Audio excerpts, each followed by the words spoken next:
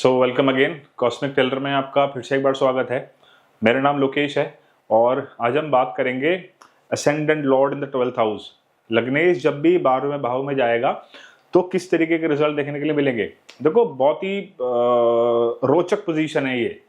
लगन लॉर्ड का 6, 8, 12 में जाना अपने आप एक यूनिक पोजीशन है। हालांकि इनको जो हमारे टेक्स्ट हैं वो बताते हैं कि भाई ये जो भाव हैं ये भाव खराब हैं, लग्नेश का 6, 8, 12 में जाना बड़ा अशुभ होता है, ऐसे है वैसे है। ठीक है, ओके, वो उस टाइम पे कुछ ना कुछ होगा। आज पता नहीं कितने लोगों का असेंडेंट लॉर्ड जो है वो कहीं मैंने ascendant lord in the 8th house बनाया, one of the most controversial topic. आप उसको जाके देखना तो you will get to know many many things कि लग्नेश अष्टम भाव में जाके किस तरीके से रिएक्ट कर रहा है। तो अब ना जमाना बदल गया, साइंस अपने आप को इवॉल्व कर रही है। जिस टाइम पे लिखा गया उस टाइम पे सिचुएशंस कुछ और थी, आज सिचुएशन कुछ और है। आपके सामने हो सकता है किसी ऐसे व्यक्ति का चार्ट हो जिसका लग्नेश जो है वो 12वें भाव में बैठा हो, लेकिन अगर आप टेक्स्ट को पढ़ोगे, आप बीपीएचएस को पढ़ोगे तो वहां पे आपको कुछ और ही चीज देखने के लिए मिलेगी, है ना। तो एक तो टेक्स्ट ये कहता है कि 11वें भाव के मालिक का अष्टम भाव में आके बैठना ये दरिद्र योग बनाता है। लेकिन आप देखो कि वो आपको मिलेगा, काफी लोग मिलेंगे जिनका 11th लॉर्ड 8th में मिलेगा, लेकिन हाँ कोई दरिद्र योग नहीं मिलेगा आपको। वो पता नहीं आदमी किस लेवल पे फ्लरिश कर रहा होगा। हो सकता है अगर वो हुआ ज्योतिष, वो हुआ किसी रिसर्च एंड डेवलपमेंट की फील्ड में, तो वो तो उसके लिए वारे न्यारे होगे ना, बहुत अच्छी पोजीशन होगी लाभ भाव के मालिक का अष्टम भाव में आके बैठना। सो बहरहाल अपने टॉपिक वापिस आते हैं।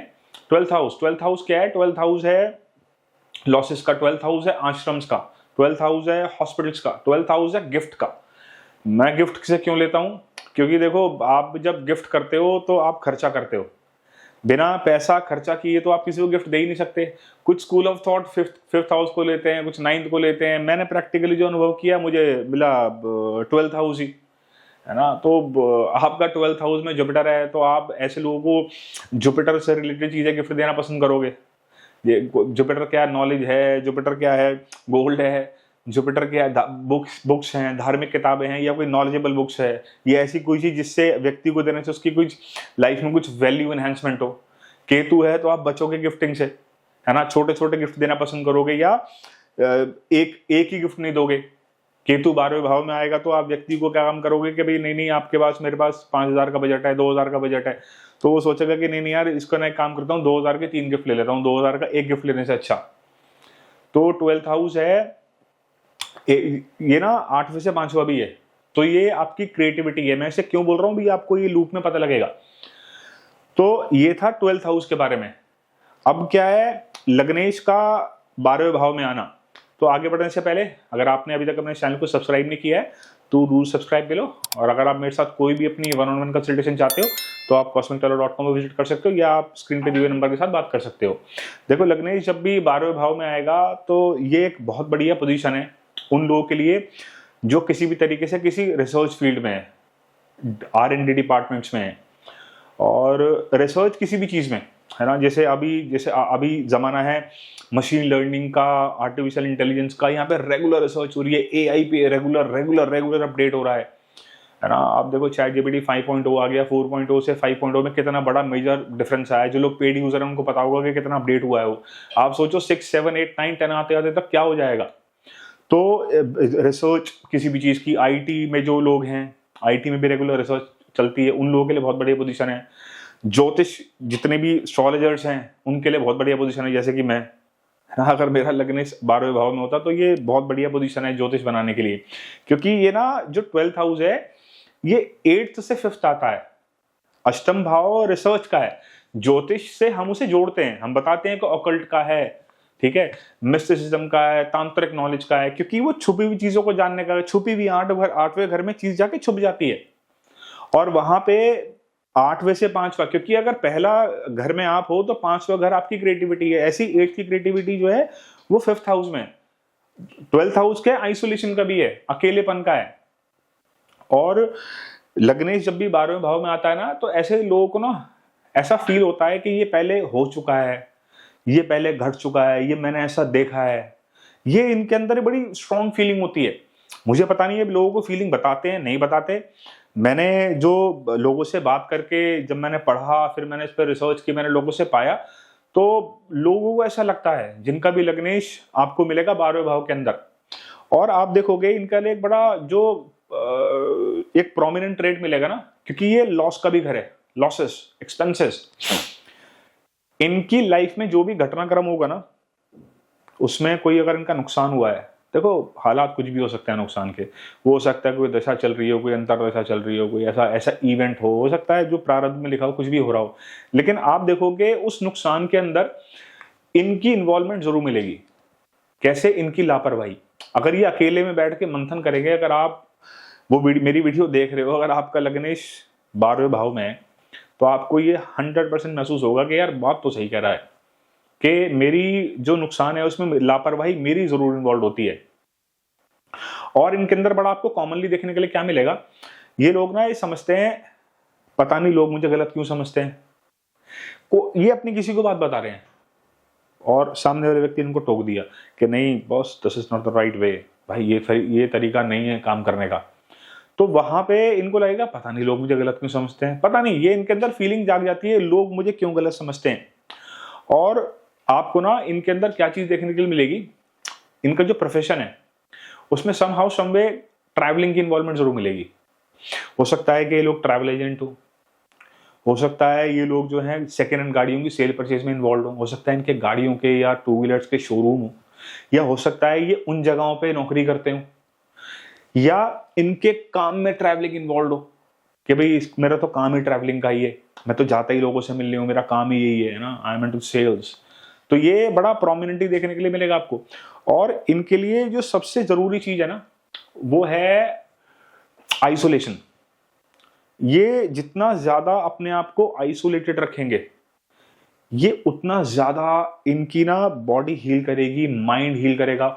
और जितना ज्यादा ये क्राउडेड प्लेस पे रहेंगे ना, ये उतना ज्यादा इनकी लाइफ में सफरिंग आएगी। ये आप देखो इनका ट्रेड भी होगा, ये ना कोशिश करेंगे, इनके अंदर से एक फीलिंग आती है आइसोलेशन की, नहीं यार ठीक है मैं तो अकेला रहूंगा। परिवार को छोड़ के अचानक हो सकता है कि ये आदमी ना बैग बांध ले और कहीं जाके रहने लग जाए। देयर आर चांसेस, अगर कोई मैलेफिक इफेक्ट हुआ इसके ऊपर, तो ये आपको बड़ा प्रोमिनेंटली देखने के लिए मिलेगा। 12th हाउस क्या है? 12th हाउस ना स्पेस भी है, आकाश है, ओपन स्पेस है। तो ऐसे लोग अगर हिल्स पे जाएं, हाइट पे जाएं और वहां पे खुले आसमान के नीचे थोड़ी देर अपने आप को समय दे, बैठें, ब्रीथ इन ब्रीथ आउट, आराम से जाके बैठो, पानी नीचे बह रहा है, आवाज आ रही है, आप आराम से बैठे हो। आप देखो जब आप 1-2 दिन वहां लगा के आओगे ना, when you came back to your home, आप ना बड़ा रिजुविनेट महसूस करोगे। आपके दिमाग में आपको जो शांति महसूस होगी, जो क्रिएटिविटी आपकी जागेगी, जितनी बॉडी आपकी हील वहां से होके आएगी, वो पूरा महीना आपको चार्जिंग से भर देगी। और इन लोगों के लिए आश्रम्स में जाना वो भी बहुत बेनिफिशियल है। इन लोगों को रेगुलर बेसिस पे आश्रम्स विजिट करने चाहिए। रेगुलर मतलब इनको ऑन एंड ऑफ जाते रहना चाहिए। वंस इन अ मंथ जाओ, वहां पे 2 घंटे 4 घंटे लगा के आओ, किसी आश्रम में जाओ। अकेलेपन को, उस एकांत को महसूस करना चाहिए इस आदमी को। बहुत क्राउडेड प्लेस पे जाना, बहुत ज्यादा पार्टीज करना, क्राउडेड प्लेसेस पे जाना, तो आप देखोगे इनका मेंटल लेवल डिस्टर्ब होगा। और मैंने जो बताया ना, क्योंकि ये जो आपका फिजिकल सेल्फ है, जो आपकी खुद की बॉडी है, लगन क्या है, पूरी आपकी एंटायर बॉडी है, वो गई ही लॉसेस के घर में है। तो वहां पे आपको ये चीज का इंपॉर्टेंटली सामना करना पड़ेगा। एंड अगेन ये रेमेडी भी है, आप इसको फॉलो करोगे 100% आपको रिलीफ मिलेगा। और ऐसे लोगों को ना अपनी बर्थ प्लेस से कहीं दूर जाके रहना चाहिए, 1000 किलोमीटर, 1500 किलोमीटर, और यू नो अब्रॉड। देखो अब्रॉड तो जाना आज हर आदमी के बस की बात नहीं है। आज कोई व्यक्ति 30-35 क्रॉस कर गया है ना, और अब मेरी वो वीडियो सुन रहा है और उसको लगता है कि यार सर ने बताया था कि मेरे को जाके रहना चाहिए, या मैंने उसको सुना था उन्होंने बताया कि भी मुझे ना अब्रॉड जाके रहना चाहिए, तो पॉसिबल नहीं है। लेकिन क्या देखो स्क्रिप्चर्स क्या क्या रहे हैं, हमारे जो ऋषि उन्होंने कहा क्या कि कहीं दूर 12वां घर तो पहले उजड़ जाना था ना। 12वें घर की जो व्याख्या है हमारे लिटरेचर्स के अंदर वो है कि उजड़ गया। 12वां घर एग्जिट, एक फर्स्ट हाउस है, एंटर हुए, second, third, fourth, 8th, 9th, 10th, 11th, 12th is exit. आप एग्जिट कर गए तो उजड़ गया। पहले तो बाहर विदेशों में जाना अच्छा मानता ही नहीं था किसी भी संदर्भ में। आज तो बड़ा